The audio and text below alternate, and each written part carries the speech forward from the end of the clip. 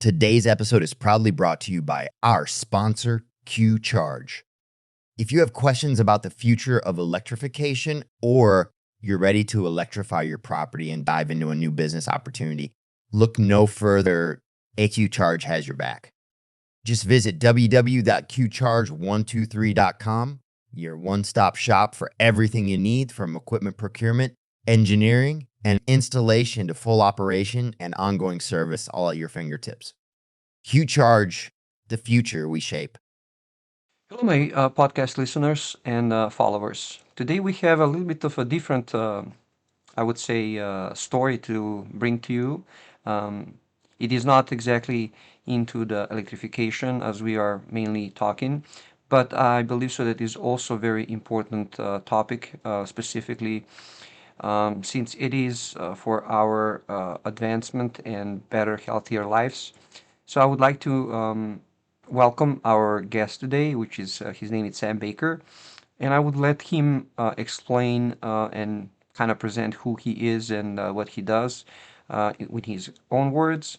However, I just wanted to emphasize how very important it is that everything we do today, it is for better of tomorrow for us. And with further ado, I would like to give the microphone to Sam. Sam, thank you and welcome to our podcast. He's with his vision, creating something very sustainable that can actually help to our society, community, and people just in general. But I will let you to explain what is your product and what is behind everything, because to be honest with you, to repeat everything that you just said to me, it's going to be very difficult. But however, and also to be honest with you, it's to hear the story out of your mouth. It's better than me explaining it. So go ahead, Sam. Introduce yourself a little bit and tell us, how did you actually start your business and what is business that you're in, and what is the, let's say, that big innovation that you worked on. Sure. So, my name is Sam. I own a business called Legal Brew. It's a business where we create organic fertilizer. So, we make food for crops and for agriculture and farming, and we produce it from earth food. We do this because a lot of the fertilizers that are currently being used in the market are made from petroleum. They're very bad for the environment, cause a lot of damage to the soil, cause a lot of damage to our water resources. So when I was in college, and this is what we were talking about a second ago, you and I, the big thing that myself and a couple of my friends decided to do was attempt to solve this fertilizer runoff problem by making our own alternative product. So we started our own business in college in junior year, and we didn't want to take any venture capital or investment at the time. So we ended up figuring out some really unique ways to bootstrap the business and get it started without going into debt or taking any loans. Yahtzee. And we achieved that by winning some competitions, putting together some grant proposals, and making a lot of early sales. And as a result, we were able to get the business off the ground entirely on our own. Right out of college. Yeah, yeah. So let me ask you, what does it make, let's say, your invention a little bit different? Because there are some other companies that they have similar solutions, right? But I would like to see what is and to explain our audience, where is actually the difference between you and them, and what is your advantage, or what is your accomplishment that maybe some other people or other companies didn't think of. That's a very good question. So the big difference that we were able to really hammer down is that we created an organic fertilizer that's actually suitable for industrial agriculture. So there are a lot of other organic products, there are manures, there are fish emulsions, but most of these are not suitable for large farms making to that nature. Most organic fertilizers tend to have very short shelf life, whereas our product, what we ended up creating, is something that's shelf stable. Sit in barn for 2.5 years before it finally uses it.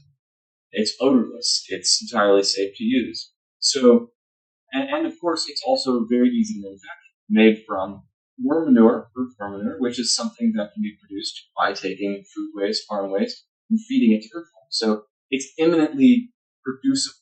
It's something that can be produced almost anywhere in the country, which simplifies the logistics enormously. because you could produce it just as easily as you in Florida as you could in Minnesota, as you could in Malawi, as you could in Mongolia. And So let me sorry to cut off, but so basically your the or the climate does not influence your product or what? not really, no. It's pretty impervious to a lot of those factors. So, you look at a lot of other fertilizers, it's really not. Composting can be very dependent on where you are because it's not Correct. outdoors. We invented a method of worm farming that's vertical, so it can be done indoors. You build it in warehouses, and it's based on pallets. It uses standardized pallets to stack worms. And so as a consequence, the worms can be farmed in a warehouse and moved around on pallets with standard pallet jacks and forklifts and the kind of equipment you would expect to see in an industrial environment. So it can be done almost anywhere. And compounds that are produced from it are extremely easy to use. They cannot burn soil. They cannot cause nitrogen poisoning, phosphorus runoff. So a farmer can misuse it and still see good results. And the same applies for retail customers. But there's one other element about this to address your original question that really makes it unique and makes it is that worms contain microbes which we have been able to use for the digestion of plastic waste. So you can actually take sources of plastic films, plastic bottles, pieces of resin, and you can actually process them using the microbes you find in our foods into a biodegradable material which can become a food stock for earthworms to produce more fertilizer.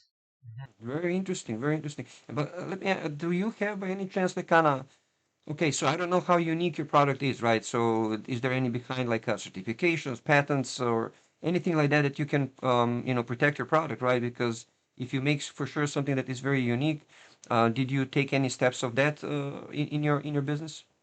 Yeah, so when we first started the business, we did not have the ability to get patents. So we just kept everything very close to our chest. We were as secret as we possibly could.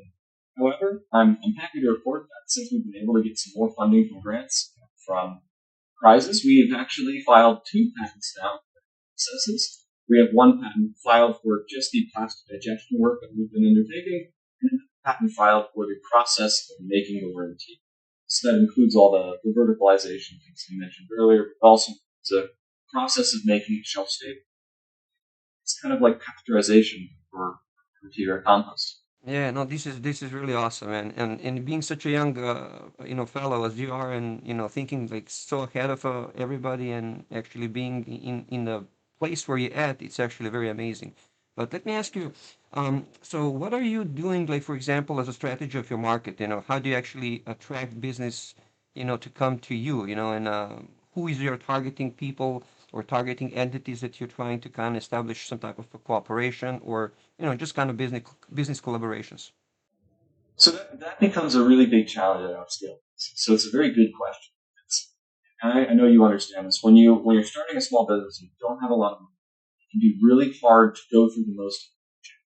The most effectively would be in our industry to have a salesperson actually go to farms and make sales for us. But we can't afford that. Some people say we have a big salary, and rightfully so. So we have to be a little creative about how we actually reach customers and how we reach the people we want to sell to. So the tactic that we've been really employing is using distributors, finding companies whose main business is selling to. And we've been very fortunate that there are some good fertilizer distributors in the market already. And we've started some very good relationships with them, which has made a big difference for us. So we have a distributor now working for us in Missouri, and they have been able to push 30,000 gallons of our product into the farms that they've sold to. And that's been huge because now these farms are seeing really good results and they're getting excited about it. And they're telling other farms. So now the word of mouth is working. We've actually reached full mass. Same thing applies in the retail market. So finding these businesses that are incentivized to sell the product for you is a lot easier than trying to hire like a salesperson who may or may not succeed. No, no, no. That's really amazing. And okay, what about what kind of tools, for example, beside your, that type of a marketing that you have, do you use any social medias or anything like, stuff like that, like uh, any videos, promotional stuff? Do you go to the expos? I mean, I believe that there's also some agriculture expos or let's say events that you can actually promote your product, right? That's true. In fact, I was actually just at General Eggs in Chicago last week. So there are expos, and I do go to some of them and meet people because I can't do. They can be quite expensive, which is another challenge. Yeah. I'm also starting to learn how to use social media now, so I'm making content on Instagram, which is really annoying to do. I know. I believe you that it's a lot of these days. TikTok, Instagram, Facebook. I mean, you name it. I mean, I don't even know them all that there exist today. There's so many, and they're not fun to me, I'll be quite honest, but it's important because it reaches people. He does. So He I've does. been doing that. I've also been talking to people on podcasts. That's been a lot of fun because I really enjoy listening to them. So finding ones I think are interesting, and then going, well, you know what, maybe I can chat. They're like, do you think I could be on your podcast? And that's how I got here, actually. It's also a part of sort of ideal to spread the word, to tell people not just, hey, we have a cool product, but also we're doing research on this. Yeah, and I'm glad you found me so we can actually spread your word. But when you're already talking about the challenges, I would like to ask you, let's say, can you potentially tell to the audience what was your biggest challenges, right? Beside that, you already mentioned a couple of them, but just kind of like opening your company or business, starting everything from the ground up, being where you at today. What was your biggest challenges? There are a few challenges that are really. I think one of the most major ones is that when I started it, of course, there was no income, and I was still a student, so it, and it was very stressful. It was very stressful to be working on a business but not seeing any money come from the actual business, and wonder, is this ever going to work? Is this actually going to be pulse? It's a very stressful thing. I think every business owner experiences that. But there were also some serious technical challenges when we were trying to get this started. When we had to solve the issue of making the worm tea shelf stable, it was not an easy challenge at all. We had a lot of ups and downs and a lot of money wasted on failed attempts. Of course, every failure is something you learn from. So, maybe it's not so much money wasted, but definitely it felt like it when you're going through the process. Research becomes very expensive. And the other thing that becomes really hard for this was everybody gives you advice. You get advice from everybody. All the advice is contradictory. Some people say you need to really spend money on patents. Some people say don't waste your money on patents. Some people say you need to spend all your money on marketing. Some people say don't waste your money on marketing. So you get all this advice and it's all contradictory. You don't really know who to listen to and who not to listen to. So a lot of times you just end up listening to your gut. Exactly. It's your own gut, it's your own vision, I would say, but look, this is actually very good what you mentioned because also myself being a business owner and I know exactly what you're going through.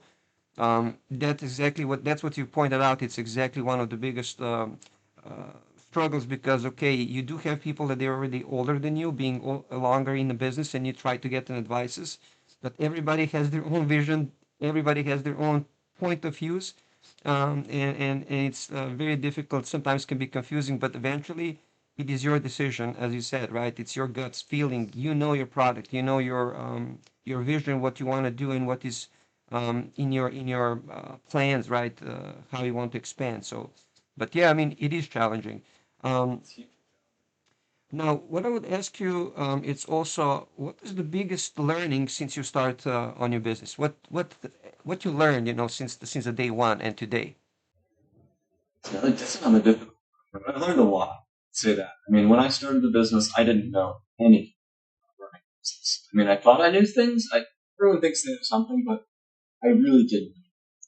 I did not know the legal requirements, the regulatory requirements. I didn't know the verbiage. I didn't understand, taxes for businesses. I didn't understand grants work. So there was so much that needed to be figured out, and you figure it out organically as you go along.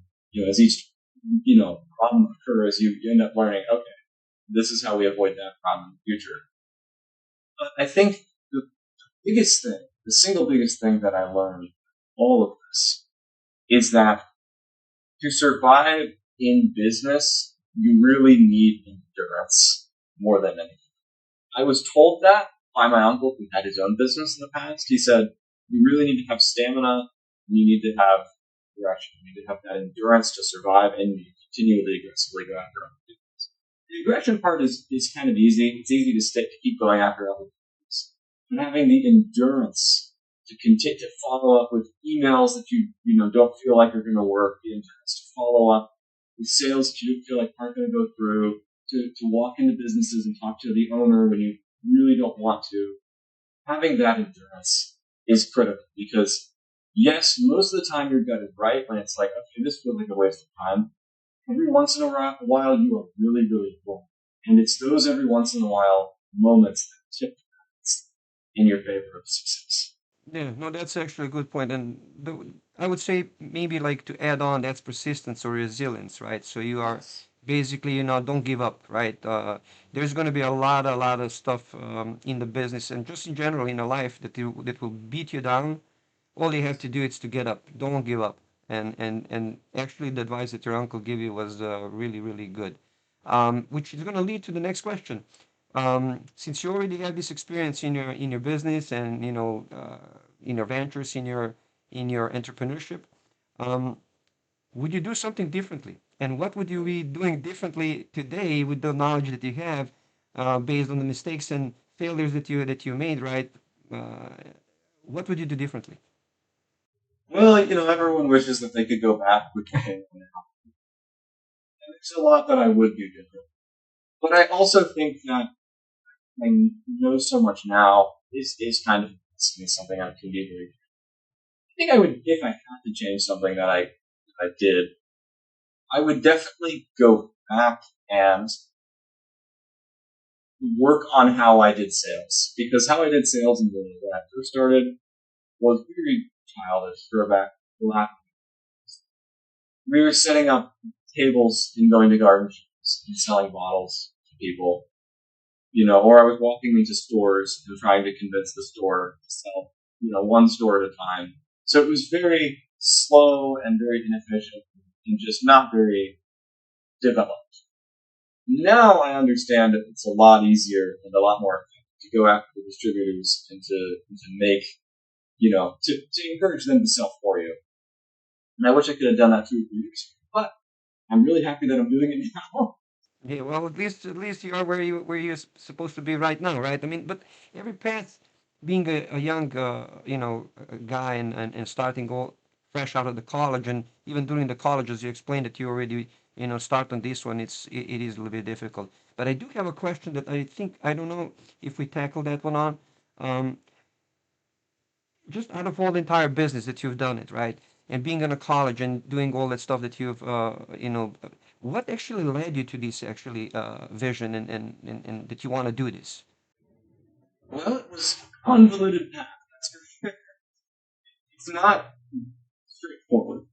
What led me to it were a combination of factors. One, I became very concerned with the environmentality of fertilizers. There was a runoff event, so a bunch of fertilizer was used in an area near me, and it killed all the fish in one of my favorite ponds. Mm-hmm. And it was kind of a wake-up moment for me that this environmental issue is real. It's not just something on the news. It is a manifestly visual phenomenon that's actually occurring. And so that got me running, and that got me worried about the problem. I then went to some friends, and I kind of enlisted their help to see if we could work on it together, and that got the research. Mm. But once we actually had a functional prototype, I decided to sell it at a garden show kind of on a whim and just see how well it would sell. And we made, I think, $800 selling it in one day, this garden show, and almost sold out. And it was really exciting. And I was 20 at the time, and I thought, wow, this is really, really amazing. Let's keep working on this. Maybe we can turn this into a business. And it just kind of kept going, and it kept changing. And finally, in 2022, there was a competition at my school called the Joust. And at this competition, the school was offering a $15,000 grand prize to whichever business declared business idea or best business that students had created. And 60 teams entered, and there was a team there that actually had some backing from Microsoft, a team there from Google. So I didn't think we would get very far. And I was out of the state on a research trip. I'd gone to California, and I got an email saying, "Congratulations, you are moving on to the semifinals for this competition." And I was in California because I didn't think we were going to get. Mhm. And so suddenly I was like, "Oh no, I can't go to the semifinals of this competition because I'm in the middle of the wilderness doing research on my." So it was the middle of the night, and I kind of sat down and I was like, "Okay, I've had this idea. I've worked on this idea for years. There's this opportunity to win some real funding and do something genuine. But I have to give up on my research dream. I probably have to burn the bridge with my PI, and it's going to cost me a lot of money. It's going to really suck to try and get all the way back to Florida from here. But I also thought, I'm at the time I'm 21, 22. No, I'm 21 at the time. I'm never going to have another chance to do something like this. If I don't do this now, it's not going to be never going to be a chance like this again. I'm going to graduate. I'm going to have responsibilities. So I took all of my savings, it was about $1,000, and I found a bus to the nearest town at 5 a.m. the next day. I paid $200 to the airport, and basically the rest of my money, like $600, for an airplane flight back to Florida. Slept in the parking lot outside the student union, and then walked in, did my 10-minute presentation, and then passed out again in my car. And that got us to the finals of the competition, and we won the grand prize there, and that got us $15,000. Suddenly, we were a real business. And that's why you have that success that you have today, and that you are where you're at in a position in your life compared to, your generation of the kids today. And I mean, hats off. I mean, seriously. I mean, I've been listening to your story. You're amazing, amazing fella. Thank you. It was a leap of faith. I didn't know it. I had no idea. In fact, every part of my gut basically told me this is going to fail, and you're going to be disappointed. But I just had this burning doubt in my mind, like if I don't try this, I am always going to regret it. Exactly. You will never know if you don't try. And exactly, you see, in strategically the way how you're thinking, right, to prepare for the worst but hope for the best, it's actually the best because if you're already prepared that you're gonna fail, you can't be disappointed, right? Now, in case if you get actually that something going on as you are right now, you have that appraisal, it's actually even better. It's a more satisfactory at the end of the day, I would say. But let me ask you, what are your potentially like the next goals and milestones and achievements that you have in a plan or your vision just on your path of the development of your business? So there's a couple that I have in mind that are really exciting. So this year we did 30,000 gallons of fertilizer to big farms. Next year I want to do 300. It'll be big because then we'd be really making a difference in the actual quantity of fertilizer used in the front in the run. The other thing that I really want to see is right now we're digesting plastic waste. We're turning some plastic waste, PET and stuff like that, into worm gases. We're doing it at a very small scale. In the next year or two, I want to see us working with landfill, working with municipal waste organization, actually collecting real plastic waste in bulk and turning hundreds of pounds of that. And finally, a few years from now, I'd actually like to start harvesting the enzymes from these bacteria. I'd like to start sending them as a product to landfills and to other locations, maybe even like the Great Pacific Garbage Patch, and actually have them destroying the plastic waste on site. So in situ digestion by using these enzymes. That's what I really want to see. Because then we could be tackling the issues that we started this business to tackle in the first place, and on a scale which would actually be making a difference, moving the needle. Mhm. And did you by any chance consider of partnering with the government or some type of, let's say, agriculture, I mean, entities, organizations, associations, where they can actually, hear about you, like, or even with the government to collaborate on some type of, development and, I mean, just R&D, just the whole research of this thing. It is very unique, and what you're doing, it's very important for us because what we grow and what we eat, right, needs to be healthy, not to be full of the toxins and all the stuff that we have, unfortunately, today. So we do need to have that, position and I would say better development of fertilizer and the way we grow the food. So of course that can be beneficial partnering or working with the government as well, at least on a certain level. But did you already start, or did you consider of that, that path? Yes, and to your point, precisely when it comes to what we eat, what we have in our food and our water, that's extremely important. We did actually partner with the federal government that through the National Science Foundation to fund digestion research. So they provided us $275,000 to pursue our work in taking down these plastics. The USDA, the U.S. Department of Agriculture, likewise funded us for the production. So we did actually receive some federal funding. The funding was just in the form of cash, so there wasn't an assistance in other ways. There wasn't any marketing or communicative assistance, but we'd like to pursue that. I'd like to see more partnership and local governments as well to get the word out. And do you have any word, for example, for maybe some younger generation out there, trying to maybe go your path, or not exactly industry that you are in, but I mean just kind of like, for example, your own experience, building the company. Do you have any message for the younger generation, your generation of the people and audience? I do. If my advice is almost the same advice that Brown.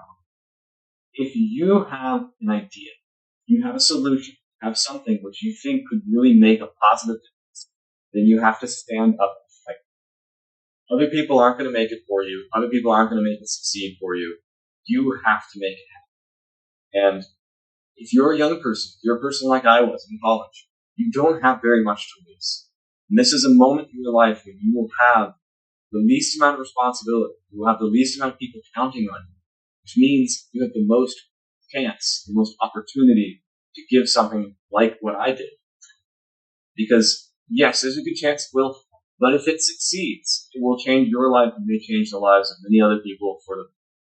No, that's actually a good message.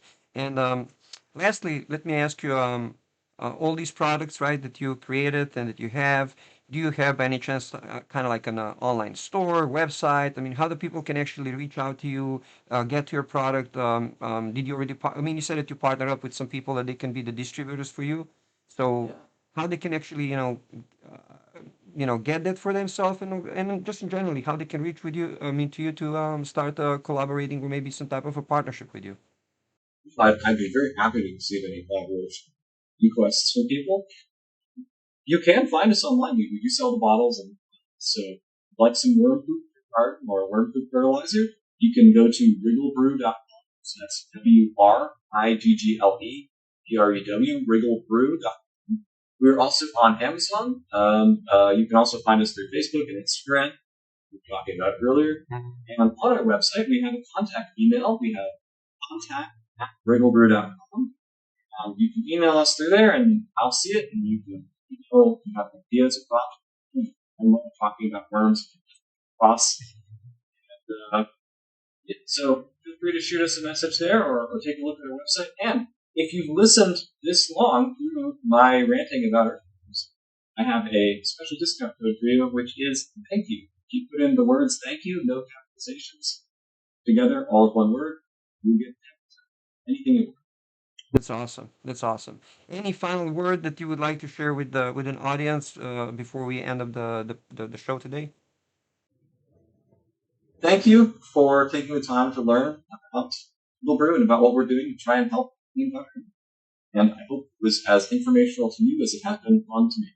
No, definitely. And thank you for what you're doing, actually, because we need more people like you.